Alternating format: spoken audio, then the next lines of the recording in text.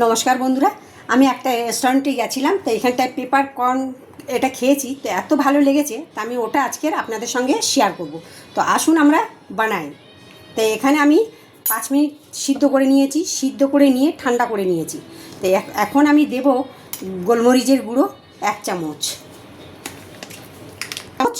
আদা রসুন পেস্ট 2 চামচ, ময়দা।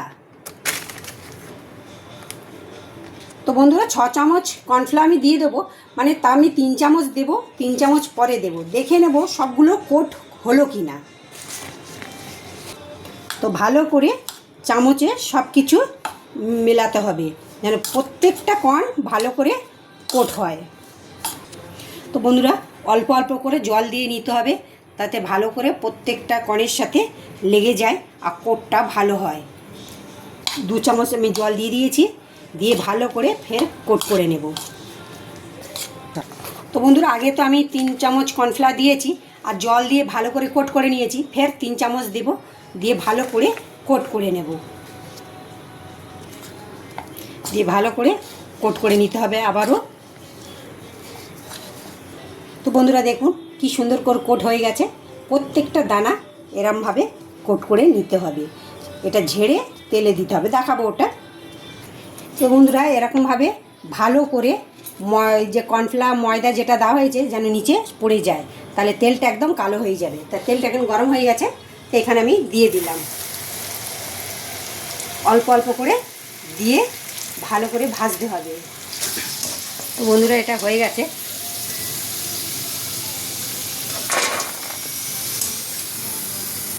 বন্ধুরা কত কুড়কুড়ে হয়েছে একটুখানি দেখুন এইভাবে।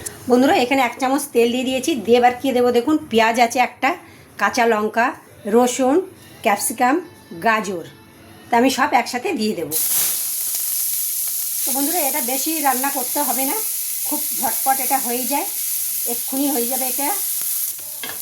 বন্ধুরা স্বাদ মতো নুন দিয়ে দেব।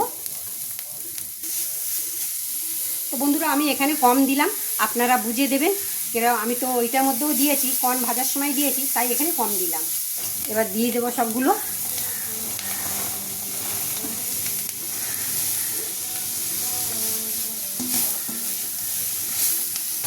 তো বন্ধুরা দেখুন এরকম করে খাবেন, খুব ভালো লাগবে, এত ভালো লাগবে তারা হোটেলে যেতেই ইচ্ছা করবে না। crispy pepper corn.